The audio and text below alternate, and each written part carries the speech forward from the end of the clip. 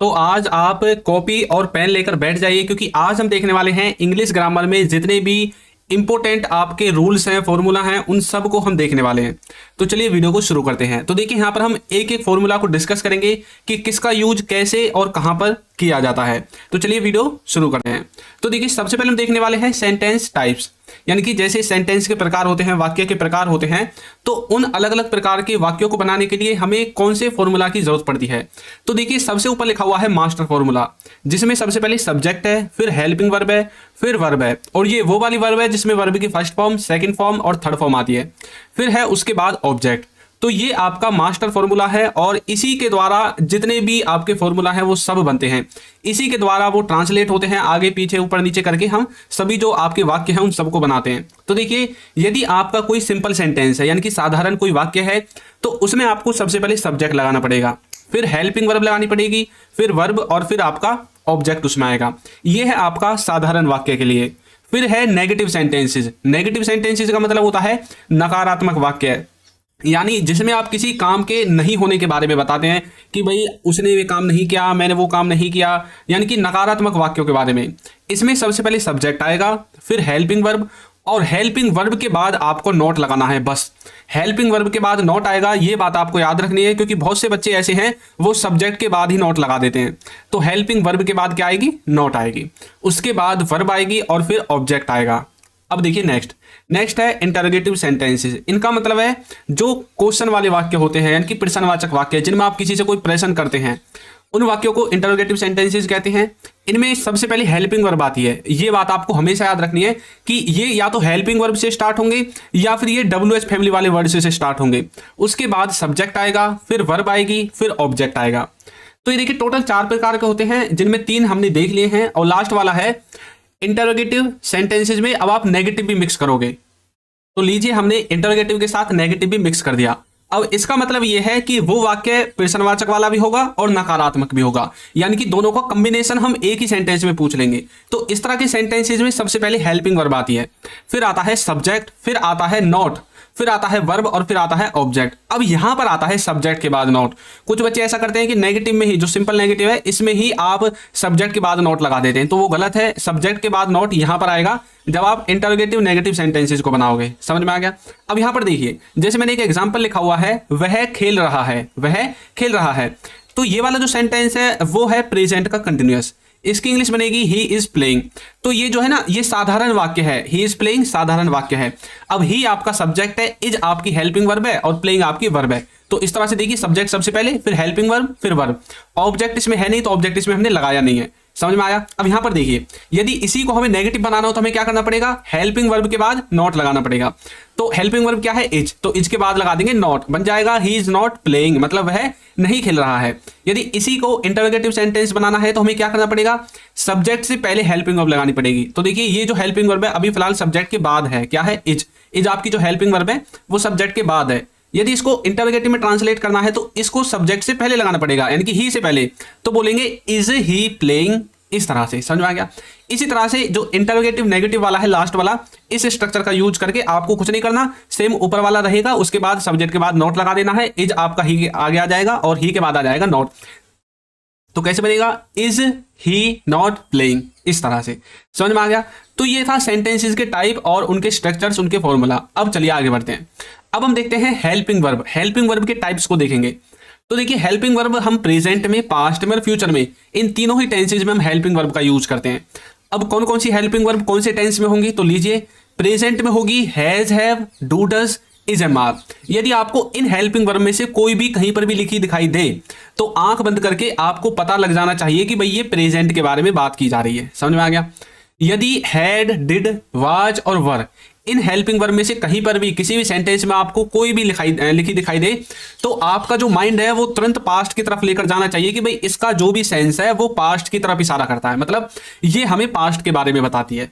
उसके बाद है फ्यूचर। देखिए फ्यूचर में विल है और एक शैल का भी यूज करते थे टेंसेज में, लेकिन अब शैल का यूज नहीं करते हैं, अब उसको मॉडल्स में यूज करते हैं। तो देखिए जो विल है ये इकलौती ऐसी है जो फ्यूचर में यूज होगी, इसके अलावा इसमें और कुछ यूज नहीं होगा। हमेशा विल के साथ अलग अलग वाक्य मतलब अलग अलग वर्ड्स लगकर आएंगे।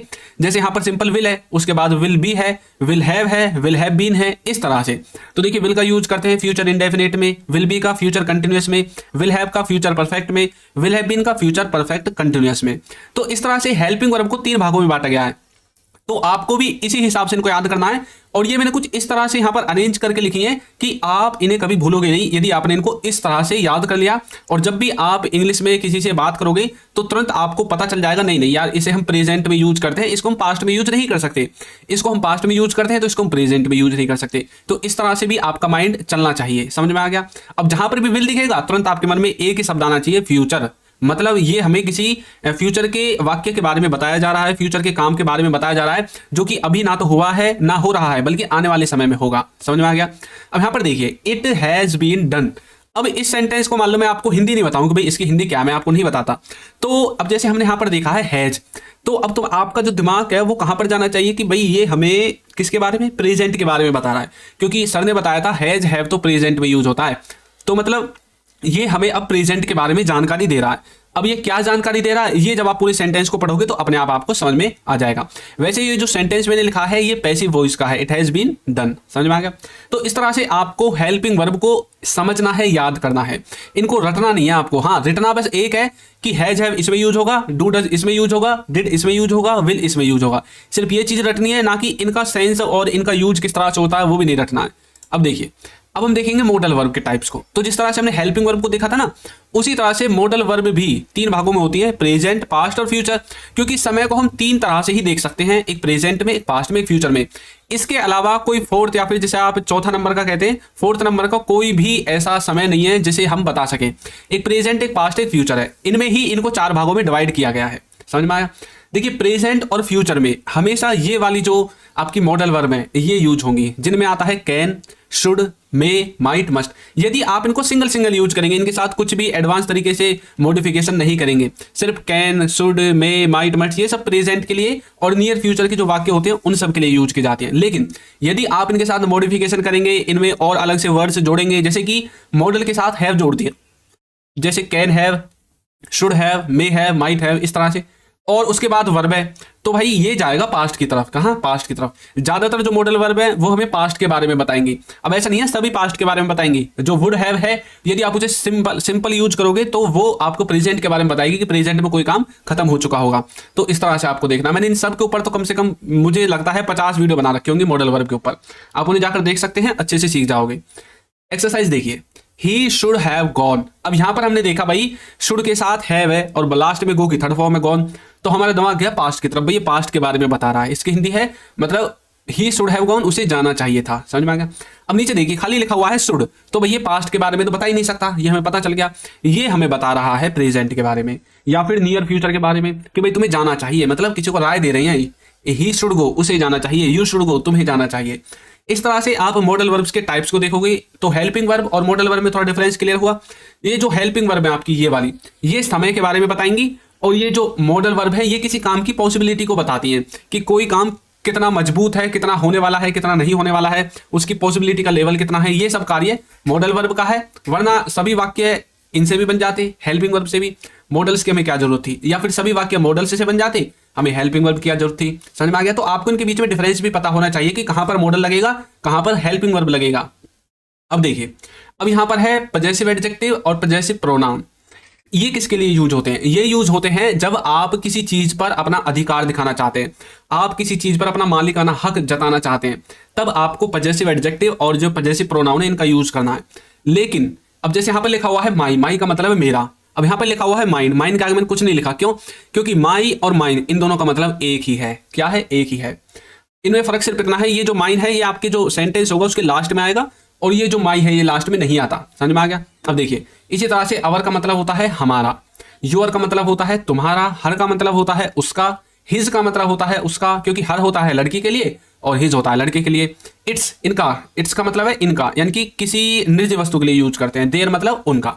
तो इसी तरह से माई का माइन, अवर का अवर्स, यूअर का यूअर्स, हर का हर्स, हिज का हिज, और इट का कुछ नहीं बनेगा और देयर का देयर्स, इस तरह से यूज करना है। नेक्स्ट देखिए, यहाँ पर कुछ वर्ड्स लिखे हुए हैं जैसे कि I, we, you, they, he, सीट। आप सोच रहे हो सर इनको तो हम जानते हैं, इनको क्यों बता रहे हो?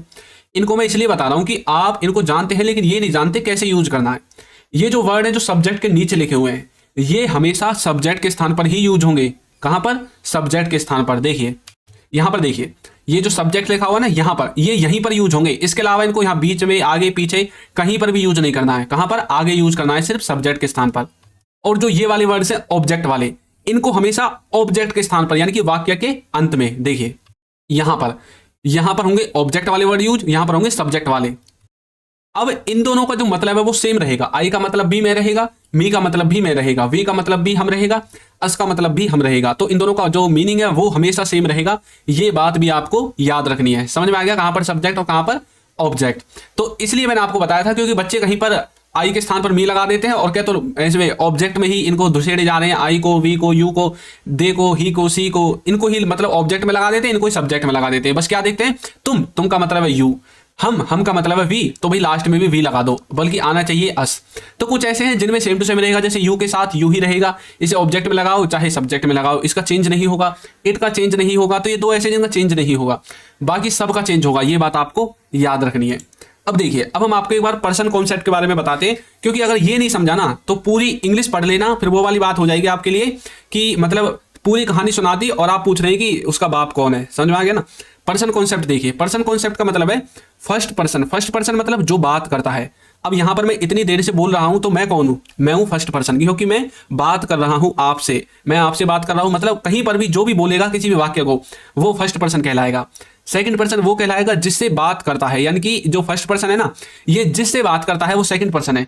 अब जैसे मैं बोल रहा हूं तो मैं फर्स्ट पर्सन हूं, मैं बात किससे कर रहा हूं? आपसे। तो आप क्या है? आप है सेकंड पर्सन। या फिर आप ऐसा बोल सकते हैं जो कि फर्स्ट पर्सन की बात को सुनता है, यानी कि मेरी बात को जो सुन रहा है वो सेकंड पर्सन है। तो आप मेरी बात को सुन रहे हैं, या फिर मैं बोल सकता हूं मैं आपसे बातें कर रहा हूं, तो आप कौन हो गए? Second person.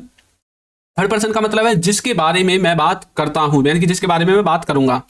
अब जैसे मैं किसके बारे में बात कर रहा हूं? मैं कर रहा हूं इंग्लिश के बारे में बात। तो इंग्लिश क्या है यहाँ पर? थर्ड पर्सन है। फर्स्ट पर्सन मैं हूं, सेकंड पर्सन आप हो, थर्ड पर्सन वो है जिसके बारे में मैं बात कर रहा हूं, यानी कि इंग्लिश। अब मान लीजिए मैं आपके दोस्त के बारे में बात करने लगूं तो आपका दोस्त थर्ड पर्सन, आपके पिताजी के बारे में बात करने लगूं तो आपके पिताजी थर्ड पर्सन। अब यदि मेरे स्थान पर जब आप बोलना स्टार्ट कर देंगे तो तब आप फर्स्ट पर्सन बन जाओगे और मैं सुनने लगूंगा तो मैं सेकंड पर्सन बन जाऊंगा। इस तरह से आपको इस पर्सन कॉन्सेप्ट को समझना है। समझ में आ गया? यानी कि मैं फर्स्ट पर्सन हूं, आप सेकंड पर्सन हो, और अंग्रेजी के बारे में बात कर रहे हैं तो अंग्रेजी यहां पर थर्ड पर्सन है। इस तरह से पर्सन कॉन्सेप्ट को समझोगे। नेक्स्ट है subject, verb, helping verb, object. इनमें क्या डिफरेंस है और ये होते क्या है? सब्जेक्ट का मतलब है काम को करने वाला। क्या मतलब है सब्जेक्ट का? काम को करने वाला। ऑब्जेक्ट का मतलब है जिस पर या फिर जिसमें काम का असर पड़े। अब जैसे कि मान लीजिए मैं बोल रहा हूं कि राहुल बॉल से खेल रहा है, राहुल बॉल से खेल रहा है। चलो राहुल का एग्जांपल छोड़ो, मेरे एग्जांपल ले लो कि मैं आपको पढ़ा रहा हूं। मैं किसको? आपको पढ़ा रहा हूं। क्या? अंग्रेजी। मैं आपको अंग्रेजी पढ़ा रहा हूं। अब काम को करने वाला कौन है? मैं हूं। तो मैं कौन हूं? सब्जेक्ट। और मैं फर्स्ट पर्सन भी हूं, मैं फर्स्ट पर्सन भी हूं और सब्जेक्ट भी हूं। समझ में आ गया? अब मैं यहां पर क्या काम कर रहा हूं, यानी कि मेरे काम का किस पर असर पड़ रहा है? आप पर पड़ रहा है। तो मैं किसको पढ़ा रहा हूं? आपको पढ़ा रहा हूं। तो आप क्या है यहां पर? ऑब्जेक्ट है एक तरह से। और मैं क्या चीज पढ़ा रहा हूं आपको? इंग्लिश। तो यहां पर जो और वर्ड्स जो बच जाते हैं वो अदर वर्ड्स में काउंट होंगे। अब क्या चीज कर रहा हूं मैं आपके साथ? आपको इंग्लिश पढ़ा रहा हूं। तो पढ़ाने का काम कर रहा हूं, जो काम किया गया है मेरे द्वारा। कौन सा काम किया जा रहा है? पढ़ाने का। तो पढ़ाना क्या हो गया? यहां पर वर्ब हो गई।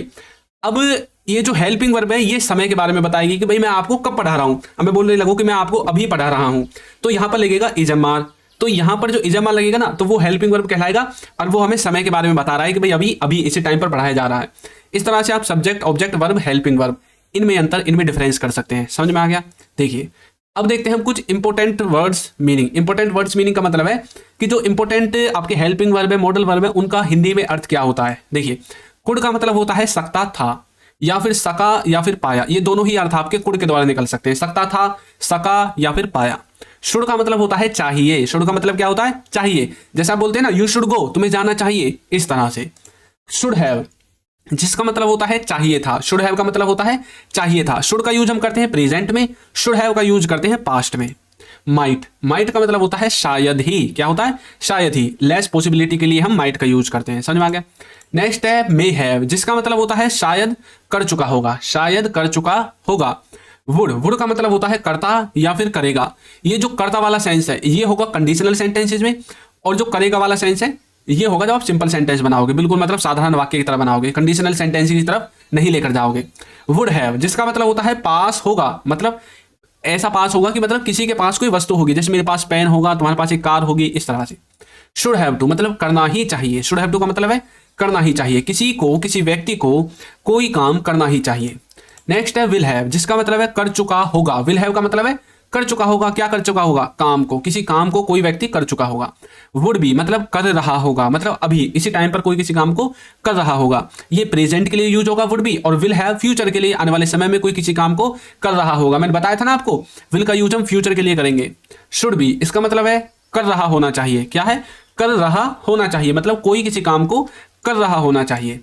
विल हैव टू मतलब करना पड़ेगा, फिर से विल आ गया। अब विल का मतलब तुरंत आ जाना चाहिए क्या, फ्यूचर। जहां पर भी विल आए आपके दिमाग में एक शब्द आएगा फ्यूचर नाम का, तो ये फ्यूचर में यूज होगा, करना पड़ेगा, फ्यूचर में आने वाले समय में कोई काम आपको करना पड़ेगा। हैज हैव का मतलब होता है कर चुका होगा,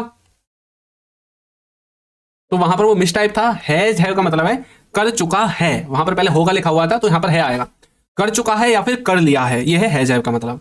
वुड हैव टू का मतलब है करना पड़ता होगा, वुड हैव टू का मतलब क्या है, करना पड़ता होगा, किसी को कोई काम करना पड़ता होगा। हैज टू और हैव टू का मतलब है किसी को कोई काम करना है, जैसे कि मुझे जाना है, तुम्हें खाना है, उसे सोना है, हमें पीना है, इस तरह से। हैड टू का मतलब है करना था। अब जैसे हैज टू हमने प्रेजेंट में यूज किया है ना, सेम टू सेम वही सेंस पास्ट में निकालने के लिए हैड टू का यूज करते हैं, करना था या करना पड़ा। देखिए इजमार जिसका मतलब है कर रहा है, इजमार का मतलब है कर रहा है प्रेजेंट में, जैसे वह जा रहा है तो बोलते हैं ना ही इज गोइंग, तो इज का यूज कर दिया, आई एम गोइंग इसमें एम का यूज कर दिया, दे आर गोइंग तो आर का यूज कर दिया, इस तरह से। वाजवर सेम टू सेम जिस तरह से इजमार यूज किया है उसी तरह से वाजवर यूज होगा। फर्क ये है इजमार प्रेजेंट का काम करता है, वाजवर पास्ट का काम करता है। विल हैव जिसका मतलब है कर चुका होगा, कोई किसी काम को कर चुका होगा आने वाले समय में, फ्यूचर में। हैड बीन हो चुका था, मतलब हैड बीन का मतलब क्या है, कोई काम किसी व्यक्ति के द्वारा हो चुका था, खत्म हो चुका था, इसका मतलब ये है पास्ट में। समझ में आ गया किस तरह से हम हैड बीन का यूज करते हैं। तो आपको ये वीडियो कैसी लगी है जरूर बताइएगा, और यदि अभी तक आपने हमारे चैनल को सब्सक्राइब नहीं किया है तो चैनल को सब्सक्राइब कर दीजिए, वीडियो को लाइक कर दीजिए और एक अच्छा सा कमेंट करना बिल्कुल ना भूलें। Thank you.